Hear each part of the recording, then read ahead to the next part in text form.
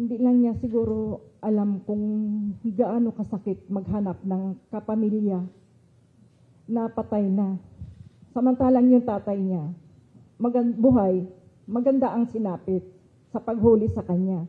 Samantalang yung mga anak namin, walang due process na nakukuha. Kaya gano'n na lang nung nakita ko yung post niya, nakakagigil silang magpamilya. Parang inaapi sila na kung tutuusin, sila ang nang-aapi sa mga mahihirap. Parang nanghihingi pa sila ng simpatsya sa mga Pilipino na talagang inaapi sila.